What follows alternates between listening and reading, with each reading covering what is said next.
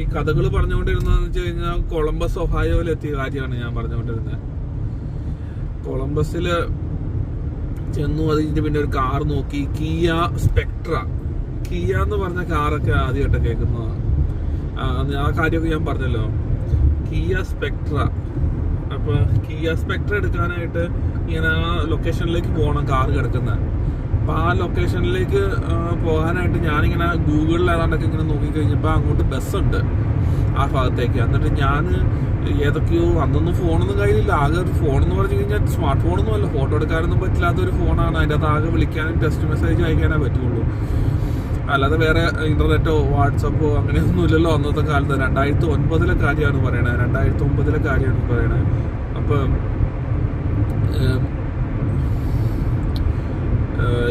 ഞാനും കൂടെ ആ ഫ്രണ്ടും കൂടെ ബസ് ഒക്കെ കയറി ബസ്സിലേക്കുള്ള വഴികളൊക്കെ കണ്ടുപിടിച്ച് ബസ് എങ്ങനെ പോകും, എവിടെ പോകും, എങ്ങനെ പോകും, അല്ല ഏത് വഴിക്കൂടെ പോകും എന്നൊക്കെ മനസ്സിലാക്കി അങ്ങനെ ബസ്സിൽ കയറി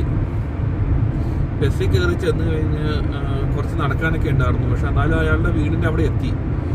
വീടിൻ്റെ അവിടെ എത്തിക്കഴിഞ്ഞപ്പോൾ ഒരു ഇന്ത്യക്കാരൻ, ഒരു മലയാളിയായിരുന്നു, അപ്പനും അമ്മയും മലയാളി, ഒരു പുള്ളിയായിരുന്നു. പക്ഷെ പുള്ളി പറഞ്ഞു ഇംഗ്ലീഷ് മാത്രമേ പറയുള്ളൂ, മലയാളം അധികം പറയില്ല. പക്ഷെ വീട്ടിലെ വേടുകളൊക്കെ മനസ്സിലാക്കാൻ പറ്റുമെന്നൊക്കെ ഇങ്ങനെ പുള്ളി പറയുകയും ചെയ്തു.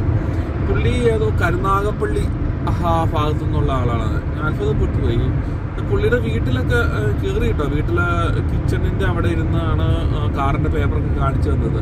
പുള്ളിയാണ് കാറ് വിൽക്കാൻ വെച്ചിരിക്കുന്നത്. അപ്പോൾ ഞാൻ അവിടെ ചെന്ന് കഴിഞ്ഞപ്പോൾ ഞാൻ വിചാരിച്ചു ഇയാൾ എന്തെങ്കിലും കുടിക്കാനൊക്കെ തരുമോ, എന്തെങ്കിലുമൊക്കെ. നമ്മുടെ നാട്ടിലൊക്കെ ആണെങ്കിൽ ചായ വെള്ളം വേണോ എന്തെങ്കിലുമൊക്കെ ചോദിക്കില്ല. പക്ഷേ ഇയാളൊന്നും ചോദിച്ചൊന്നുമില്ല. നിങ്ങൾ കാറ് വിട്ട് സ്ഥലം വിട്ടോ, പൈസ ആ രീതിയിലായിരുന്നു ഒരു പെരുമാറ്റം. നല്ല ഫ്രണ്ട്ലി ഒന്നും അല്ലായിരുന്നു. പക്ഷെ അയാൾ എന്ത് ചെയ്യണമെന്നും ഇവിടെ ചോദിച്ചൊന്നുമില്ല. ഞാൻ ഇന്നൊക്കെയാണ് ചോദിച്ചത്, സാർ എന്ത് ചെയ്യണോ, എന്തൊക്കെയാണ് ഇവിടെ എന്തൊക്കെയാ ചെയ്യുന്നത്. നമ്മളങ്ങനെ പരിചയക്കാരും ഇല്ലാന്ന് ഓർക്കണം. എന്നിട്ട് പോലും ഞാൻ അങ്ങനെ അയാളോട് പരിചയപ്പെടാനൊന്നും ശ്രമിച്ചില്ല.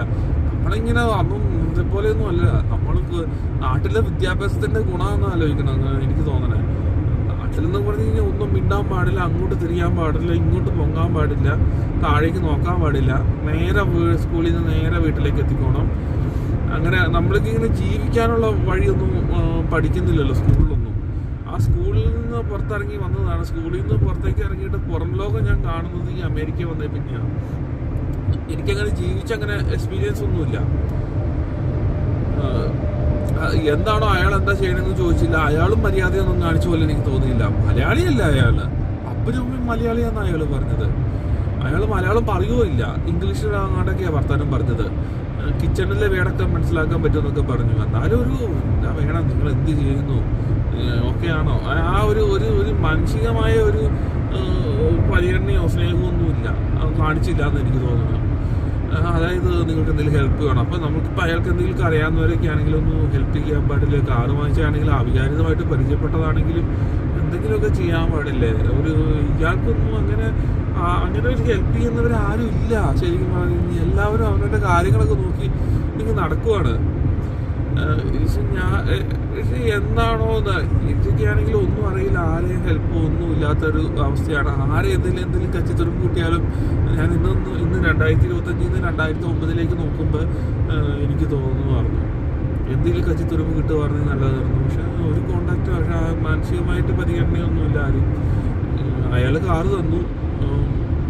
കാറിൻ്റെ നമ്പർ പ്ലേറ്റ് എൻ്റെ ഫ്രണ്ടിൻ്റെ കയ്യിൽ കാറിൻ്റെ നമ്പർ പ്ലേറ്റ് പഴയതുണ്ടായിരുന്നു. അപ്പം നമ്പർ പ്ലേറ്റ് പഴയത് എക്സ്പയർ ആയി പോയതായിരുന്നു. അപ്പോൾ ഇങ്ങനെ അയാളോട് ചോദിച്ചപ്പോൾ പറഞ്ഞു വേണമെങ്കിൽ ഇപ്പോൾ പിടിക്കുവാണെങ്കിൽ കുഴപ്പമായിരിക്കും എന്നൊക്കെ ഇങ്ങനെ വർത്താനമൊക്കെ പറഞ്ഞു കേട്ട് എൻ്റെ ഓർമ്മയിലുണ്ട്. എന്താണെങ്കിൽ ആ നമ്പർ പ്ലേറ്റൊക്കെ വെച്ച് കാർ ഓടിച്ച് അപ്പാർട്ട്മെൻറ്റിൻ്റെ അവിടെ എത്തി.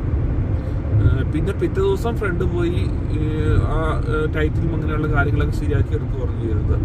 പിന്നെ കാറിനകത്ത് എന്തൊക്കെയാണ് റിപ്പയർ ചെയ്തതിൻ്റെ പേപ്പറൊക്കെ കിടപ്പുണ്ടായിരുന്നു. അന്ന് ഞാൻ കാറ് ചെന്നപ്പോൾ അയാളുടെ വീടിന് പുറത്ത് കാറ് കിടന്നപ്പോൾ ഞാൻ നോക്കിയായിരുന്നു അതിൻ്റെ അകത്ത് ഇങ്ങനെ പേപ്പർ. പക്ഷേ എൻ്റെ അടുത്തൊന്നും വായിച്ച് നോക്കിയിട്ട് എനിക്കൊന്നും മനസ്സിലാവുന്നില്ല. ഇതിൻ്റെ ടൈംസ് ഇങ്ങനെ കാര്യങ്ങളൊന്നും അറിയില്ലല്ലോ.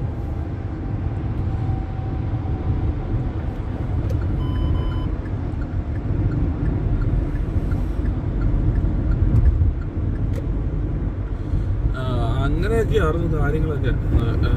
അയാൾ എന്ത് ചെയ്തു ഞാനെപ്പോഴും ആലോചിക്കുന്നു. ആ ചേട്ടൻ്റെ പേര് പോലും ഓർമ്മയില്ല. പുള്ളി ഇങ്ങനെ ഇങ്ങോട്ട് പറയുകയും ചെയ്തത് എൻ്റെ ഫാദർ മദറും മലയാളികളാണെന്നോ, ഞാൻ കരുനാഗപ്പള്ളിക്കാരനാണെന്നോ, അങ്ങനെയുള്ള കാര്യങ്ങളൊക്കെ പുള്ളി ഇങ്ങോട്ട് പറയുകയും ചെയ്തത്. പക്ഷെ പുള്ളിനെ കണ്ടിട്ട് മലയാളിയിൽ ലുക്ക് പോലെ ഇരിക്കുന്ന എനിക്ക് തോന്നിയില്ല. ഇന്നൊക്കെ ആണെങ്കിൽ എനിക്ക് കുറേയൊക്കെ മനസ്സിലാക്കാൻ പറ്റിയേനെ. അന്നത്തെ കാലത്തൊന്നും മറ്റേ കൃത്യമായിട്ടൊന്നും ആ ഒരു സിറ്റുവേഷനിലൊന്നും അല്ല. അങ്ങനെ ആ കാറിൻ്റെ കാര്യം ഇപ്പോൾ ഞാൻ കാറുമായിട്ട് വന്നു. പിന്നെ കാറ്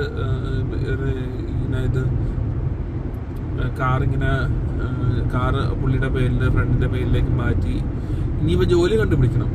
ജോലി എവിടെ കണ്ടുപിടിക്കും? കാർ ഓടിച്ച് പോകാം, കാറ് കൊണ്ട് കുറച്ച് ഡ്രോപ്പ് ചെയ്യാൻ പോകാനൊക്കെ പറ്റൂലോ എന്നൊക്കെ ഒരു സഹായത്തിലാണ്. ഞാൻ $1000 അങ്ങനെ ആ രൂപയും കണ്ട് ഇട്ടു. അങ്ങനെ പകുതിയായിരുന്നു കാറിൻ്റെ ഇടപാട്. പുള്ളി ഇൻഷുറൻസ് എടുത്തു.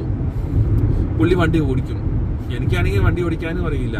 അപ്പം ഞാൻ വെച്ചാൽ കാറൊക്കെ ഉള്ളതാണെങ്കിൽ ഓക്കെ, നമുക്കിങ്ങനെ പരിചയമൊന്നുമില്ല. എൻ്റെ വീട്ടിൽ കാറൊന്നുമില്ല. അപ്പോൾ ഒരു കാറൊക്കെ ഉള്ളതൊക്കെ ഒരു ഇതായിരുന്നു. പിന്നെ കാറിൻ്റെ മാനുവലൊക്കെ എടുത്ത് ഞാൻ വായിച്ച് നോക്കി പലതും മനസ്സിലാക്കാനൊക്കെ ശ്രമിച്ചു. പക്ഷെ അങ്ങനെ കാര്യമായിട്ടൊക്കെ എവിടെ എന്ത് മനസ്സിലാവാനാ? കുറച്ചൊക്കെ മനസ്സിലാക്കി. മാനുവലൊക്കെ എടുത്തൊന്ന് വായിച്ച് നോക്കുവായിരുന്നു ഇതിനകത്ത് എന്തൊക്കെയാണ് കാര്യങ്ങൾ എന്നൊക്കെ മനസ്സിലാക്കാനായിട്ട് ശ്രമിച്ചു. ഞാനിങ്ങോട്ട് തിരിഞ്ഞപ്പോൾ മറ്റേ ട്രക്കാരനെ ഇങ്ങോട്ട് കയറി. ഓക്കെ, നമുക്ക് പയ്യെ പോയാൽ മതി, ഫാസ്റ്റ് ലൈനിലൊന്നും പോകണം നിർബന്ധമൊന്നുമില്ല. ഇപ്പം ഈ ഫാസ്റ്റ് ലൈൻ എന്ന് പറഞ്ഞു കഴിഞ്ഞാൽ ഇടതുവശത്ത് പോകുന്നതാണ് ഫാസ്റ്റ് ലൈന്.